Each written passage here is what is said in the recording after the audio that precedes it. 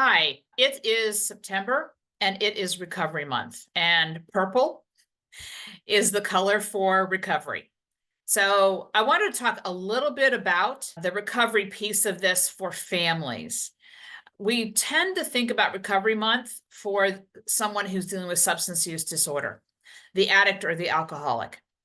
And I firmly believe that we need to embrace family and friends that love someone who's dealing with substance use disorder as far as recovery month also. Because we think once our loved one gets into rehab or treatment, our job is done. Actually, our job is just beginning. And so it feels like, when they go to treatment, the change is happening, they're getting clean.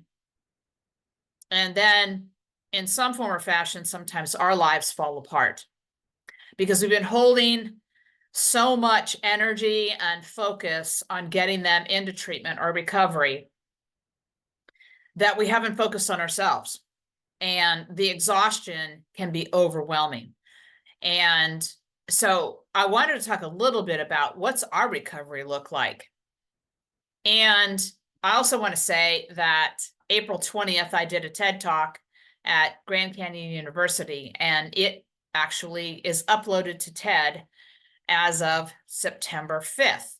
So it's live and it's up there, and it is very much a representation of the major things that I have done in order to move from crisis to struggling to survival and finally to thriving in the midst of my son's addiction. So it's a great listen to. I encourage you to go to it and enjoy. So let's get back to our recovery. First is get some rest. Seriously. Catch up on your sleep. I remember a long time ago when Sam was a teenager, I sent him to rehab, and then I sent him to a school for behavior modification. And that entire summer, on the weekends, I was up in the mountains and I was resting. I was really just totally recovering from the exhaustion of being on all the time, feeling like I had needed to be aware of everything he was doing, how he was doing it, what he was doing, who he was hanging out with, all of those things that drive us crazy. Now, a lot of us are dealing with adult children or adult spouses or parents or grandparents or brothers or sisters, and it absorbs us and can just sap our energy.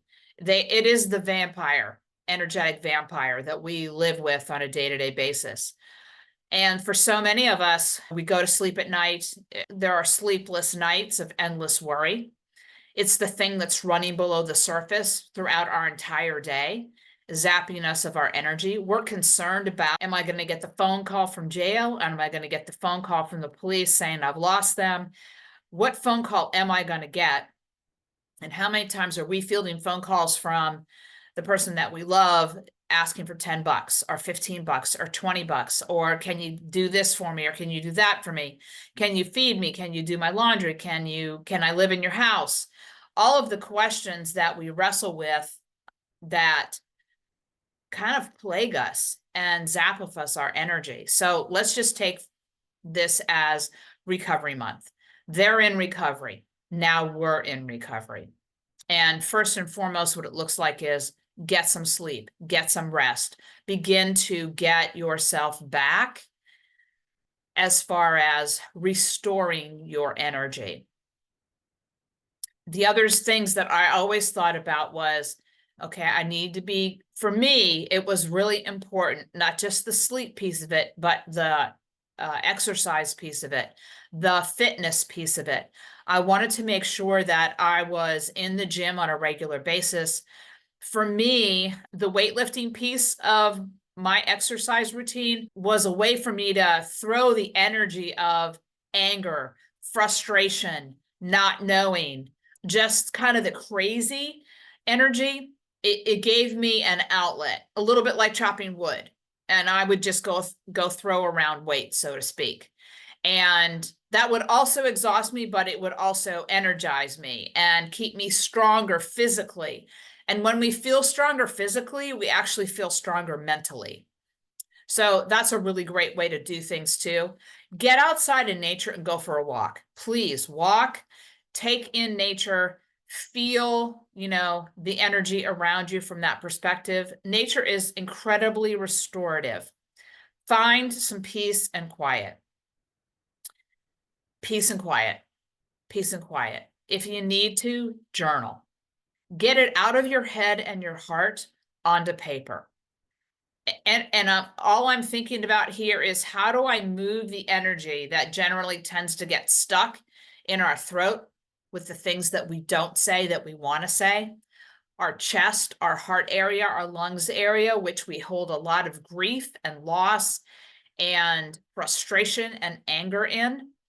We need to get that energy moved and out of us so we don't get sick.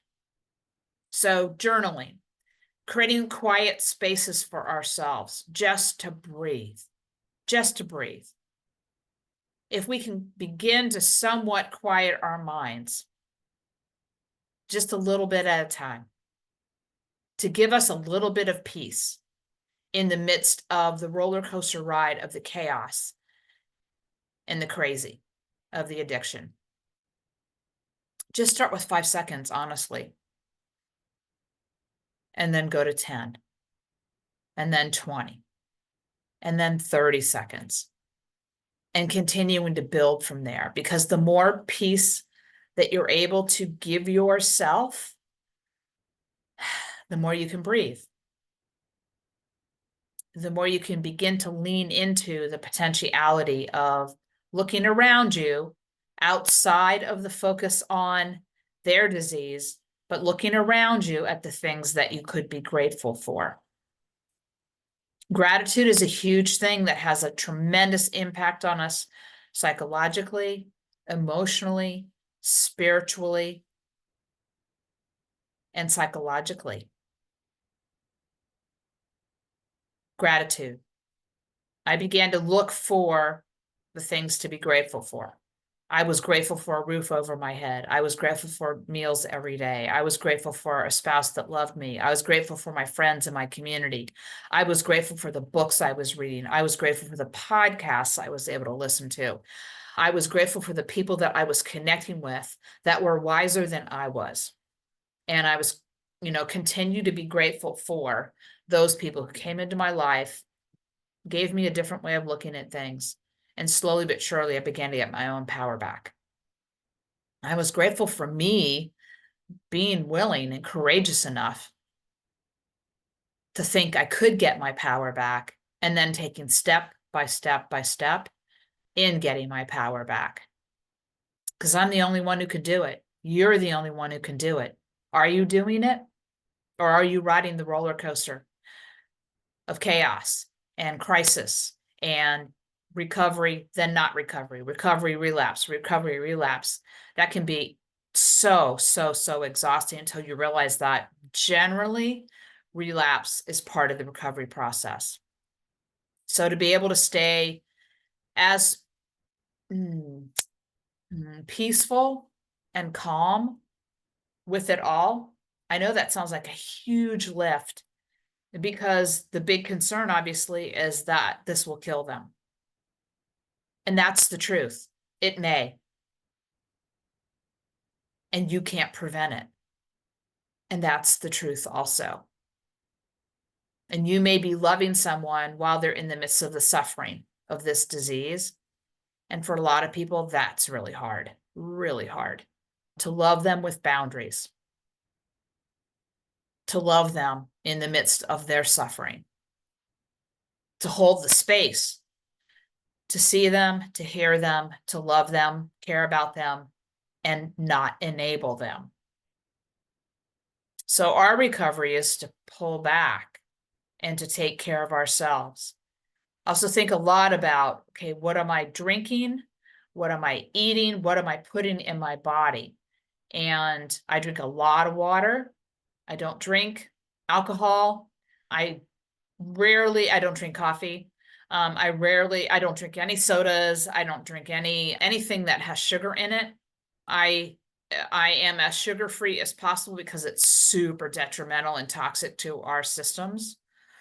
I eat as clean as I can. I've pretty much kind of gone to salads and vegetables and salmon and a little bit of shrimp, a little bit of scallops.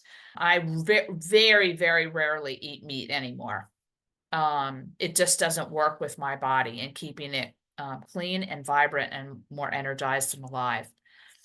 And so paying attention to what you're eating, what you put in your body is going to either lift you up or it's going to pull you down.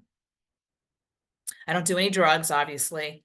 And so those are some things that are no-goes for me. And that has been for a long time. The other thing I think about is, the things that we put in our bodies, but also what are we listening to? If we really do need to take away from the toxicity of the news and the drama and trauma of all the things that are taking place, friends of ours that are about drama and trauma, taking a break from those things to give ourselves a rest, because there's a lot of it swirling around us at this point. Please be the guardian of your own energy. Take a break. Give yourself a break. Mentally, emotionally, spiritually, psychologically. What are you listening to? What kind of music are you listening to? Are you watching? I watched a lot, and I still do watch comedies. I watch some really hilarious comedians, and I read books that help me stay focused on what I want to focus on, which is, I'm reading right now, Generosity Wins, which is the stories of executives and how they run their companies from a place of generosity. That fuels me. In some of the darker times with Sam, when he had relapse, particularly in the fentanyl relapse, I pulled Eckhart Tolle off the shelf and I reread The Power of Now. And I focused on those pieces, those statements, those chapters, those paragraphs that spoke to helping me find my peace and calm in the midst of this.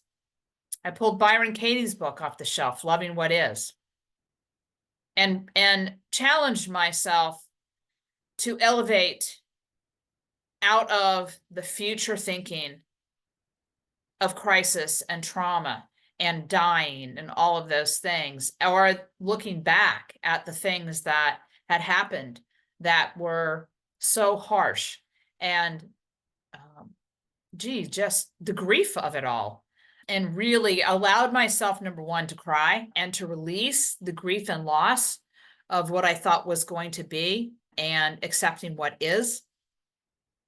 And it's just getting present is such a powerful thing, because when we're present in this moment, that's really all we have, is the presence in this moment. And most of the time, our monkey minds are driving us to what was and what could be, which is crazy making. It's literally crazy making. And so we're not making great decisions from that place. I wanted to make really good decisions in the midst of this. I wanted to get to the point where I would learn and stand by my abilities to say no when I got the phone call for money or the phone call to come home. And I practiced it and I learned how to do it, and I created enough strength in myself to be able to do it. And I could after years of training. So those are some things that I think about when I think about recovery. I thought about my recovery, my wanting to get myself back, getting my power back, getting my strength back, getting my laughter back, my joy back, my ability to connect with people that lift me up, my ability to be of service to others, not at the expense of myself, but as a lift for who I am. But I had first had to get quiet, and I needed to heal. And so thinking back on what I've said earlier, get rest, restore from that perspective, eliminate the exhaustion, get quiet, exercise, eat well, drink water, pay attention to what you're listening to, what you're reading, what you're watching. Those are all hugely important in terms of your own recovery, getting your agency back, getting your power back. And for me, that's what recovery is all about. The final piece I want to talk about is community. It's all about community. We are community beings. We are social beings. And so be super choiceful about who's surrounding you. Are they lifting you up? Are they energy vampires? Choose wisely. Who can you trust? Who's psychologically safe? Who sees you, hears you, and loves you without judgment? If you don't have anybody, find one person. And usually they will know others. Or go to a community like ours, the Voices Encourage community. Recovery is important. It's September. It is our time to recover and be strong. So if you get a chance, go listen to the TED Talk. There's a lot of wisdom in that. And it was an amazing experience. So I hope you find some wisdom in it, some possibilities in it, and some hope in it. So until next time, please take care of yourself. Please take care of yourself.